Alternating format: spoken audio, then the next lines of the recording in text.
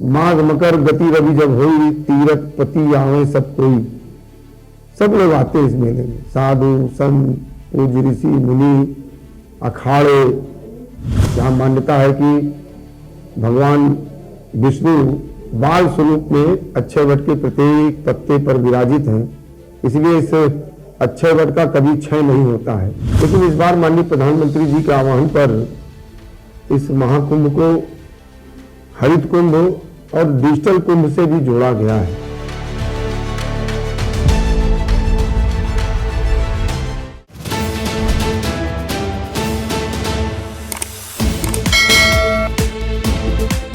नमस्कार, मैं हूं अभिनय आकाश और आप देखना शुरू कर चुके हैं नो फिल्टर।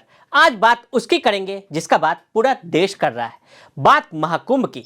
दुनिया का सबसे बड़ा मेला जो 13 जनवरी से प्रयागराज में शुरू होगा, ये 26 फरवरी तक चलेगा।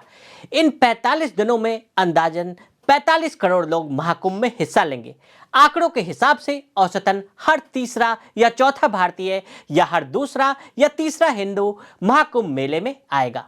महाकुंभ का वैश्विक महत्व इसलिए भी बढ़ जाता है क्योंकि 2017 में यूनेस्को ने कुंभ को मानवता की अमूर्त सांस्कृतिक धरोहर के रूप में मान्यता दी है।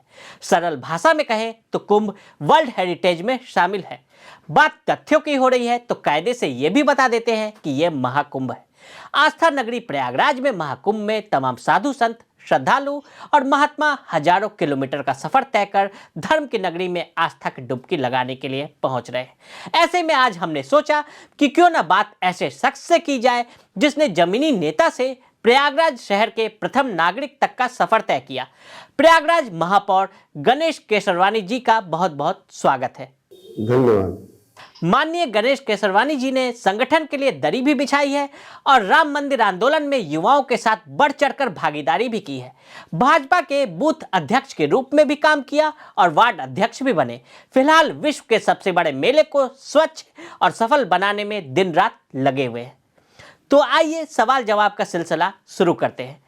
मेरा सबसे पहला सवाल सर आपसे है कि अब तक हुए महाकुंभ से 2025 का महाकुंभ कैसे और किन मायनों में अलग होने जा रहा है? पहले तो मैं आपके इस कार्यक्रम के माध्यम से देश और दुनिया के सभी सम्मानित बहनों भाइयों को इस महाकुंभ में आमंत्रित करता हूं। और यह कुंभ निश्चित रूप से अन्य कुंभ से अलग है, सांस्कृतिक रूप से और इसके पौराणिक महत्व को लेकर के तो प्रत्येक कुंभ एक समान है। लेकिन इस बार माननीय प्रधानमंत्री जी के आह्वान पर इस महाकुंभ को हरित कुंभ और डिजिटल कुंभ से भी जोड़ा गया है। और इस नाते इस बार गूगल का भी सहारा लिया गया है और सारी सुविधाएं डिजिटलाइज की गई है ताकि देश और दुनिया भर के जो आने वाले लोग हैं उनको अपने घर से चलने से ही कुंभ के बारे में सारी जानकारी उनको प्राप्त हो जाए, कुंभ का सारा रोड मैप जो है उनकी जानकारी में हो जाए। और इस नाते माननीय प्रधानमंत्री जी के नेतृत्व में, माननीय मुख्यमंत्री जी के मार्गदर्शन में मेला प्राधिकरण, जिला प्रशासन, नगर निगम प्रयाग ने पूरी तन्मयता के साथ, शिद्दत के साथ काम किया है और यह डिजिटल कुंभ पूरे विश्व को आकर्षित कर रहा है। इस कुंभ में और भी बहुत सारे अलग काम हुए हैं। अभी तक ये हर एक कुंभ में, हर एक अर्धकुंभ में अस्थायी काम, बुनियादी काम होते थे, लेकिन इस बार शहर के सर्वांगीण विकास के लिए स्थायी काम भी हुए हैं। हमारे जो इस प्रयाग के पौराणिक महत्व के स्थल थे उनको कॉरिडोर बनाकर के उनको विकसित करने का काम किया गया, उनका जीर्णोद्धार करने का काम किया गया है। अक्षय वट का कॉरिडोर, जहां मान्यता है कि भगवान विष्णु बाल स्वरूप में अक्षय वट के प्रत्येक पत्ते पर विराजित हैं, इसलिए इस अक्षय वट का कभी क्षय नहीं होता है। आज ये जनता के लिए पूरी तरीके से समर्पित है और बहुत सुंदर कॉरिडोर के माध्यम से इस अक्षय वट कॉरिडोर को बनाया गया। उसी में सरस्वती कूप कॉरिडोर और इसके साथ ही साथ मनकामेश्वर मंदिर का कॉरिडोर, हनुमान जी मंदिर जो बनवा वाले लेटे हनुमान जी हैं उसका भी स्थायी कॉरिडोर बनाया गया है।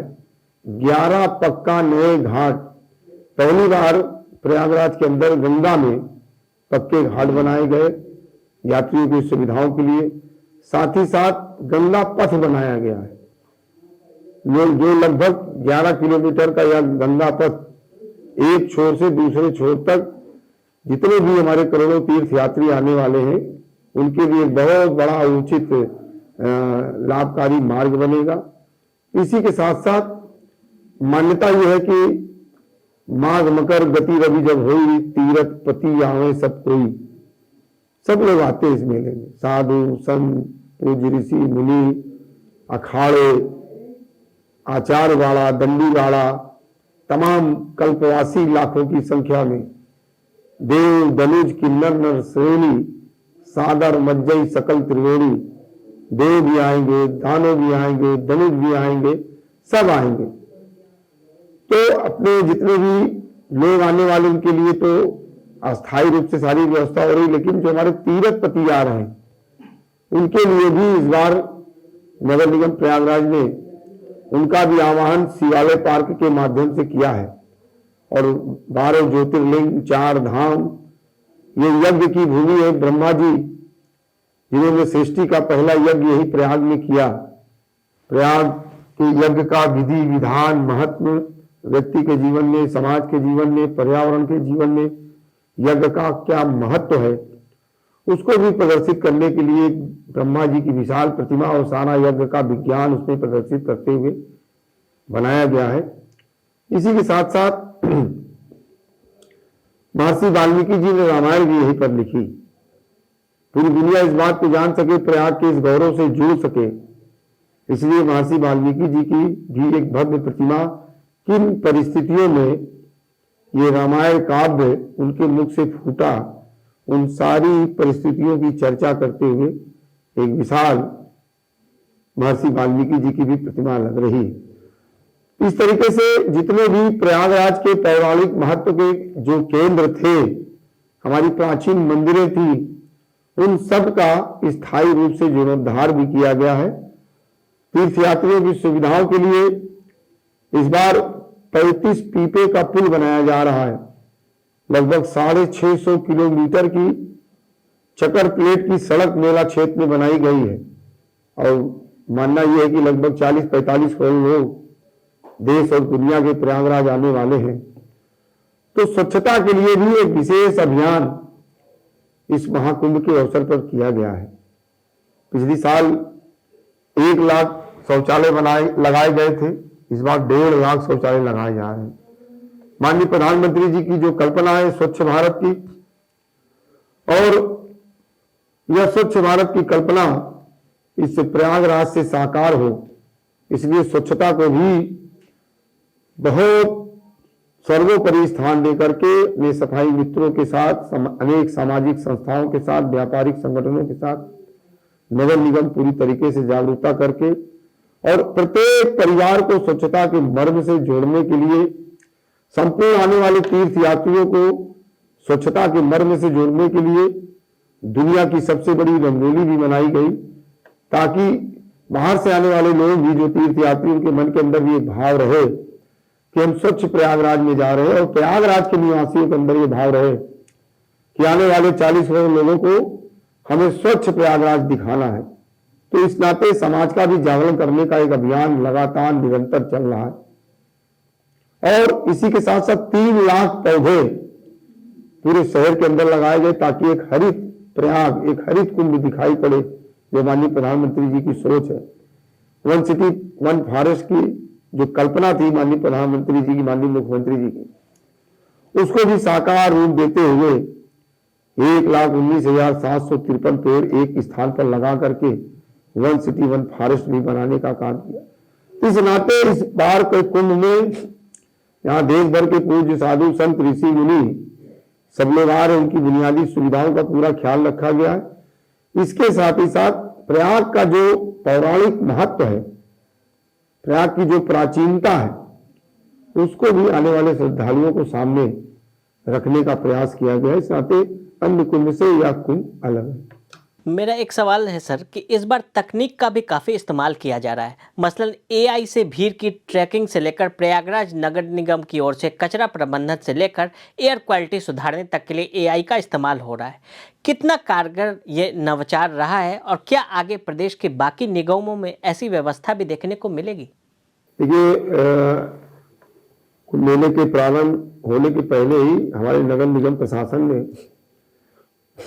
इस पर बहुत विशेष ध्यान दिया कि कैसे हम कचरा मुक्त अपना शहर बनाएं, और इसलिए बसवार प्लांट में तमाम नई नई तकनीक के प्लांट नए नए लगाए गए, जिसके कारण जो 28 लाख टन की लिगेसी थी वो आज 3-4 लाख टन में बची है। और जो जमीन खाली है वहां भी 27,000 पौधे नगर निगम ने लगाने का काम किया। आज डेली 600 टन कूड़ा प्रतिदिन पूरे शहर से निकलता है, तो आज नगर निगम उन 650 टन जो कूड़ा प्रतिदिन आ रहा है उसका हम पूरी तरीके से निस्तारित कर रहे हैं, और जो बैकलॉग अपना है उसका हम निस्तारण कर। इसके लिए प्रॉपर नगर निगम ने एक कमांड सेंटर भी बनाया है ताकि हम उसकी मॉनिटरिंग कर सके। बहुत ही आधुनिक तरीके से यह कमांड सेंटर काम कर रहा है, जिसका उद्घाटन माननीय मुख्यमंत्री जी ने किया। सारी गाड़ियों में हमारे जीपीएस लगे हुए हैं।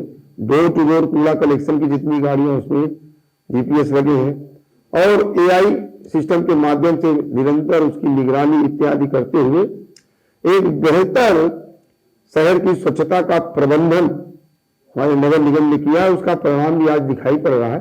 जनता के सहयोग से और नगर निगम के नवाचारों के माध्यम से हम लोगों ने बहुत सारे नए नए काम करके इस स्वच्छता के मर्म को बहुत विराट आकार दिया है। समाज भी इससे जुड़ा है। आज समाज की धारणा में परिवर्तन हुआ है। पहले ये बात नहीं थी, नगर निगम के बारे में लोग हमेशा नकारात्मक चर्चा करते थे, लेकिन आज लोगों की दृष्टि बदली है। लोग जब देख रहे हैं स्वच्छता का वातावरण देख रहे हैं, तो आज वो कह रहे हैं कि नहीं, नगर निगम का प्रयास बहुत फलीभूत हो रहा है। तो इन तमाम नवाचारों के माध्यम से भी नगर निगम ने बेहतर परिणाम दिए। महाकुंभ में सबसे बड़ा दारोमदार सफाई कर्मचारियों पर रहता है। खुद पीएम ने भी सफाई कर्मियों का महाकुंभ कलश स्थापना का जिक्र किया। एक साथ 15,000 सफाई कर्मियों के साथ स्वच्छता अभियान का रिकॉर्ड भी बनाने की तैयारियां हैं। फिलहाल प्रयागराज नगर निगम सफाई की व्यवस्था कैसे संभाल रहा है और क्या चुनौतियां दिखाई पड़ रही हैं जिससे पार पाने की रणनीति पर काम हो रहा है? देखिए, इस चुनौती को तो हम लोगों ने 1.5 साल पहले ही स्वीकार कर लिया था कि इतनी बड़ी संख्या में लोग आएंगे, उस प्रकार का बुनियादी ढांचा संसाधन हमारे पास हो। तो मशीनरी के स्तर पर जो आवश्यक तैयारियां करनी थी, नई गाड़ियां लेनी थी, स्वीपिंग मशीनें लेनी थी, कूड़ा गाड़ियां लेनी थी, वो सारे संसाधन कॉन्ट्रैक्टर लेने थे, वो सारे संसाधन हम लोगों ने लिए। इसके साथ साथ नई तकनीक से तमाम कूड़ा के निस्तारण के सीएनजी प्लांट भी हम लोगों ने लगाए, जो 300 टन कूड़ा प्रतिदिन उसको निस्तारण करेगा। और जीपीएस सिस्टम का भी हम लोगों ने प्रयोग किया। सफाई कर्मचारी जो पूरे मेला क्षेत्र के साथ साथ शहर के अंतर्गत जो लगातार परिश्रम कर रहे हैं, उनका भी क्रमवार परीक्षण करने का काम किया गया, प्रशिक्षण देने का काम किया गया, उनको सारी सुरक्षा के उपकरण उपलब्ध कराए गए। और मुझे कहते हुए प्रसन्नता है कि पहली बार अपने सफाई मित्रों के लिए सैनिटेशन कॉलोनी का भी निर्माण किया गया है, और उस सैनिटेशन कॉलोनी में उनके बच्चों को पढ़ाने की भी व्यवस्था की गई। 4-5 महीने जो लोग बाहर से आकर के यहाँ पर स्वच्छता देने का काम करेंगे, उनके बच्चों की पढ़ाई बाधित न हो, तो प्रशासन ने उसकी भी व्यवस्था किया है। सैनिटेशन कॉलोनी में विद्यालय भी खोल करके उनके बच्चों को पढ़ाने की व्यवस्था की गई, उनको प्रशिक्षण देने का काम किया गया है, और रात्रिकालीन सफाई व्यवस्था को भी और चाक चौबंद किया है। प्रतिदिन 3 पाली में सफाई व्यवस्था करने का काम हमारे नगर निगम के द्वारा किया जा रहा है, और 3 बार जब सड़क साफ होती है तो स्वाभाविक रूप से एक मानसिक दबाव हमारे शहरवासियों के ऊपर भी रहता है कि हम श्रम का सम्मान करें। हमारे सफाई मित्र सफाई करके जा रहे हैं, तो कम से कम हम कूड़ा ना फैलाएं, उचित स्थान पर कूड़े का निस्तारण हम करें। तो समाज के अंदर भी एक सकारात्मक संदेश है। हमारे सफाई मित्रों का परिश्रम, उनका प्रशिक्षण, और सरकार के द्वारा माननीय प्रधानमंत्री जी जिस प्रकार से उनका आह्वान करते हुए कहा कि एक चुनौती है अपने सफाई मित्रों के लिए भी कि हम कैसा प्रयागराज दिखाते हैं। पूरी दुनिया के लोग प्रयागराज आएंगे और प्रयागराज से ही पूरे भारत की अवधारणा लेकर के जाएंगे। जैसा प्रयागराज है वैसा पूरा भारत होगा। तो ये भाव बनाने के लिए और एक 10 दिन का भी हमारे कल नगर विकास मंत्री जी आए थे, स्वच्छता का विशेष सफाई अभियान भी प्रारंभ हुआ है। 10 दिन तक लगातार प्रत्येक वार्डों में हर तरीके से स्वच्छता का अभियान नगर निगम के संसाधनों के द्वारा, मैन पावर के द्वारा, समाज के लोगों को जोड़ करके किया जाएगा। सड़क काली है तो काली दिखे, रोड पटरी पीली है तो पीली दिखे, पेड़ पौधे हरे हैं तो हरे दिखे और उस पर धूल न जमी हो, उनकी सारी व्यवस्था की जा रही है। और पर्यावरण की दृष्टि से भी अपने नगर निगम के जितने भी व्हीकल्स हैं या तो उनको इलेक्ट्रिक किया गया है या तो सीएनजी के माध्यम से इन डीजल के जो वाहन थे उनको हम लोगों ने मिनिमाइज किया है और हमारे पास 95-97% जो भी वाहन है वो या सीएनजी से चल रहे हैं या इलेक्ट्रिक से चल रहे हैं। तो इस कारण जो कार्बन उत्सर्जन था उसको भी हम लोगों ने बहुत बेहतर करने का काम किया है और उसमें सुधार लाने का प्रयास किया है। और जो पेड़ पौधे हमारे लगे 3 लाख शहर के अंदर और 2 लाख पेड़ शहर के बाहर अपने गांव में जो जंगल बनाया गया उस कारण भी शहर की आबो हवा बहुत सुंदर हुई है। तो निश्चित रूप से यह जो निर्माण की गति थी अब वो लगभग समाप्त हो गई है। 98% शहर का काम हो चुका है। तो निर्माण जब होता है तो स्वाभाविक है थोड़े बहुत मलबे इत्यादि इधर उधर पड़े रहते हैं, तो उनकी भी क्लीनिंग का एक अभियान अब प्रारंभ हो चुका है। अब आप जिधर से भी आप निकलेंगे आपको चौड़ी चौड़ी सड़कें दिखाई पड़ेंगी, साफ सुथरी सड़कें, चौराहे दिखाई पड़ेंगे, लाइट से युक्त आपको सड़कें दिखाई पड़ेंगी। तो आने वाले जो तीर्थयात्री हैं उनकी सुविधाओं को ध्यान रखते हुए अपनी जो सफाई मित्र हैं उनका प्रशिक्षण करते हुए बहुत ही सुंदर तरीके से स्वच्छता का ध्यान दिया जा रहा है। पिछले महाकुंभ के वक्त यूपीए सरकार थी, अब केंद्र और बीजेपी की प्रदेश में भी डबल इंजन की सरकार है, तो प्रयागराज को इसका कितना फायदा मिल रहा है सर?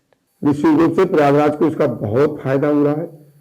पूर्व की जो सरकारें थी वो कभी इतना ध्यान कुंभ मेले में नहीं देती थी, जैसे तैसे कुंभ हो जाता। 2012 का कुंभ दुर्व्यवस्थाओं से भरा रहा और स्टेशन पर भगदड़ मची, लगभग 44 लोग हताहत हुए, उनके प्राण गए और बहुत बड़ी संख्या में लोग घायल भी हुए थे। लेकिन 2019 का कुंभ आपने देखा होगा पूरे विश्व के अंदर एक सकारात्मक संदेश गया माननीय प्रधानमंत्री जी के नेतृत्व में और इसी कुंभ को माननीय प्रधानमंत्री जी ने सामाजिक परिवर्तन का भी एक माध्यम बनाया था। अपने सफाई मित्रों का पांव पखार करके समाज की अवधारणाओं में भी परिवर्तन लाने का काम किया था, सामाजिक समरसता को भी गति देने का काम किया था। इस कुंभ को भी माननीय प्रधानमंत्री जी अनेक प्रकार की जो हमारी सामाजिक बुराइयां हैं उनको दूर करने का, एक समरसता का वातावरण बनाने का एक अभियान प्रारंभ है और ये सामाजिक समरसता की दृष्टि से दुनिया का सबसे बड़ा पर्व है। इतनी बड़ी संख्या में दुनिया में लोग कहीं नहीं इकट्ठा होते और सारा समाज एक मन हो जाता है, एक भाव हो जाता है और सब अपने सनातन के लिए एकदम मां गंगा का आशीर्वाद प्राप्त करके लोक कल्याण के। मैं एक बात और कहना चाहता हूं, ये हमारे जितने भी तीज त्योहार पर्व और हमारे ये मेले हैं ये केवल अपने सुख शांति के लिए नहीं, आनंद के लिए नहीं है, ये संपूर्ण मानव समाज के कल्याण की कामना को लेकर के करने वाले हैं। आप देखिएगा जितने भी यहाँ पर यज्ञ होंगे, अनुष्ठान होंगे, जितनी भी पौराणिक कथाएं यहाँ पर होंगी, कल्पवासी जो हमारे हैं जो कल्पवास का जब विश्राम करेंगे हर टेंट से एक आवाज निकलेगी, धर्म की जय हो, अधर्म का नाश हो, प्राणियों में सद्भावना हो, विश्व का कल्याण। यानी जो कुंभ मेला है ये पूरे विश्व के कल्याण की कामना को लेकर के होने वाला है। हर टेंट से यही मंत्र दोहराए जाएंगे, सारे विश्व का कल्याण हो। तो ये हमारे सनातन की विराट सोच का प्रकटीकरण यह कुंभ मेला है। तो निश्चित रूप से इसको हम सब लोग बहुत ही बेहतर तरीके से करने का प्रयास माननीय मुख्यमंत्री जी, माननीय प्रधानमंत्री जी, माननीय उप मुख्यमंत्री इन सब के निर्देशों पर, उनके मार्गदर्शन पर हम लोग कर रहे हैं। ऐसे क्या बड़े इंफ्रास्ट्रक्चर और तकनीकी नवाचार हुए हैं जो देश दुनिया को प्रयागराज में पहली बार देखने को मिलेंगे, जो उत्तर प्रदेश की छवि को बदलने वाले साबित होंगे?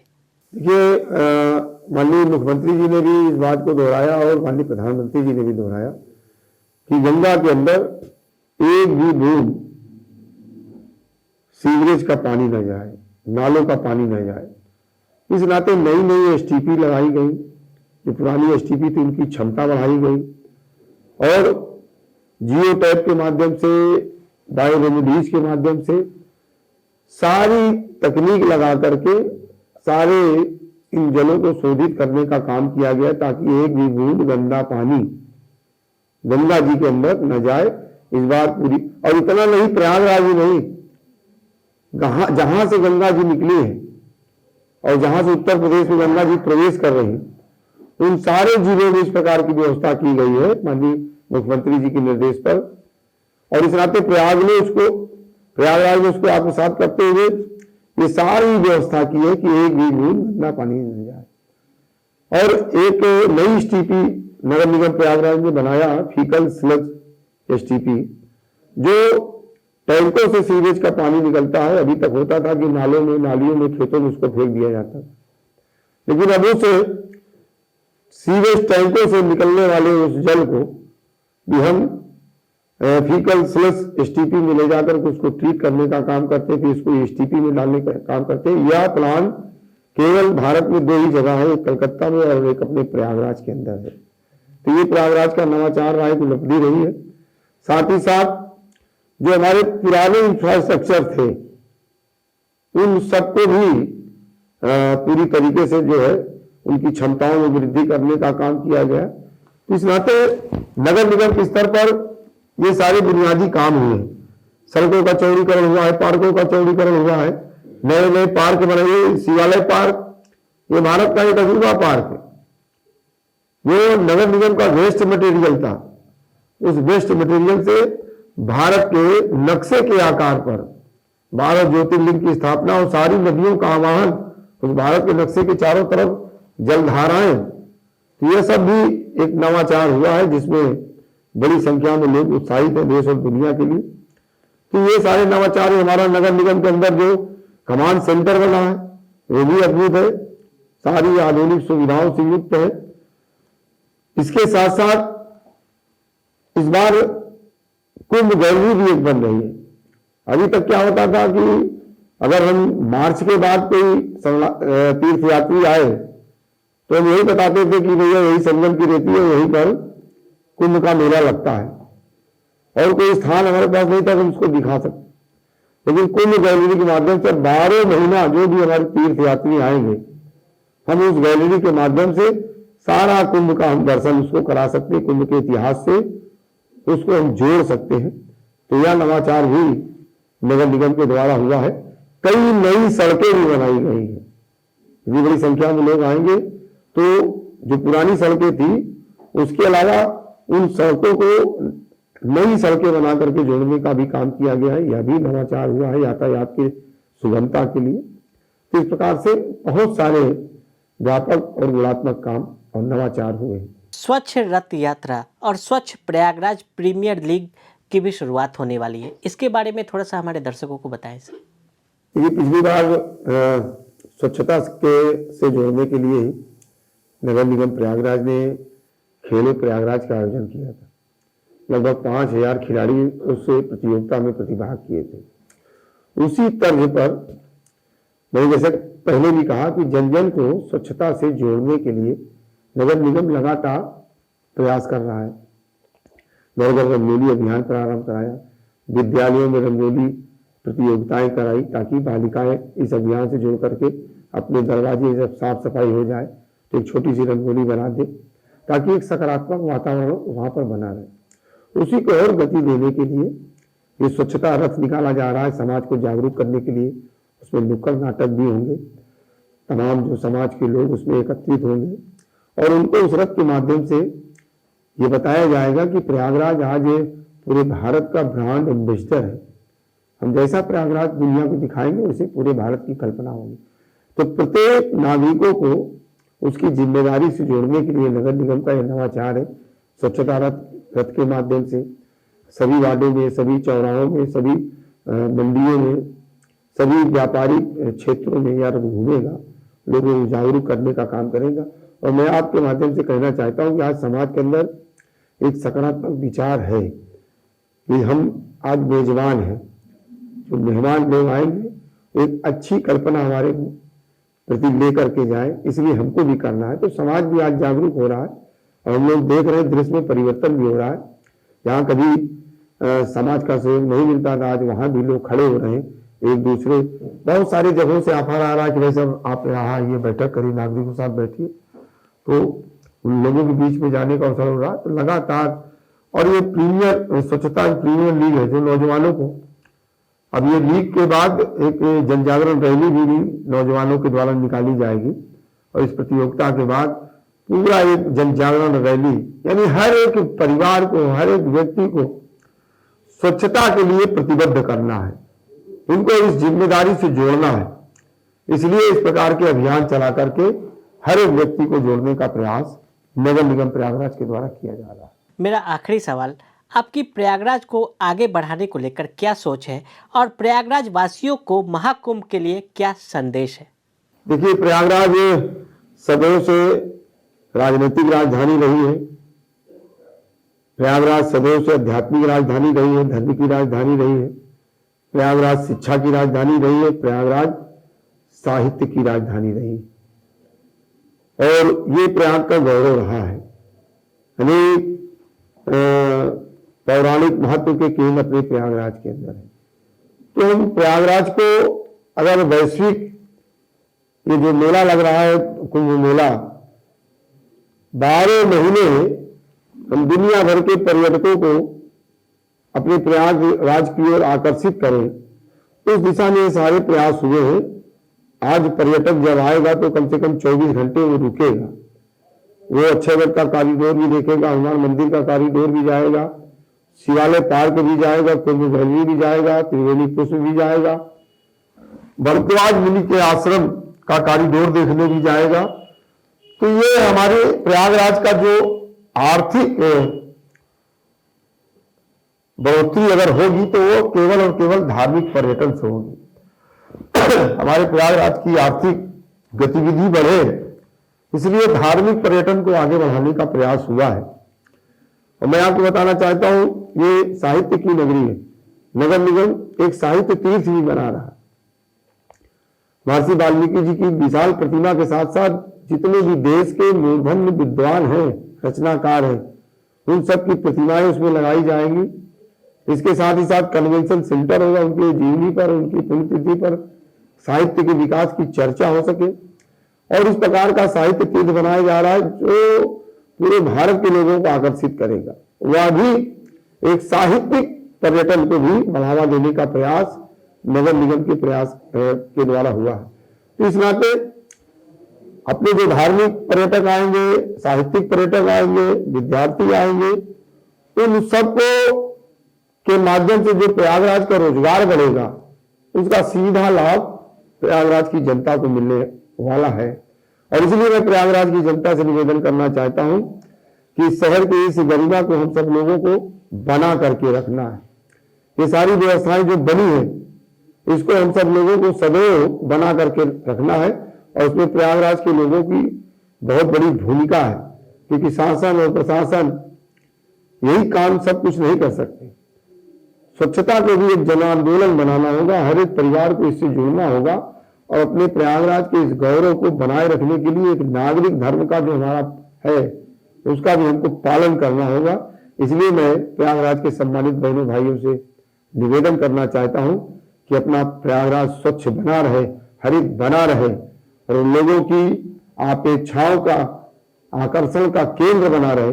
इसलिए हमें आने वाले समय में भी अपने नागरिक धर्म का पालन करते हुए स्वच्छता के मर्म को आत्मसात किए रहना होगा। यही मैं प्रयागराज की जनता से भी कहना चाहता हूँ। आपका बहुत बहुत धन्यवाद सर हमारे साथ बात करने के लिए। तो ये थे हमारे साथ प्रयागराज के महापौर गणेश जी, जिन्होंने स्वच्छ और सफल महाकुंभ को बनाने के लिए दिन रात काम करने में लगे हुए। तो आपका बहुत बहुत धन्यवाद सर हमारे साथ जुड़ने के लिए। अगर आप भी लेना चाहते हैं देश दुनिया की तमाम जानकारी तो आज ही सब्सक्राइब करें हमारे चैनल को। साथ ही नीचे दिए बेल आइकन को जरूर दबाएं ताकि हर अपडेट आप तक पहुंच सके।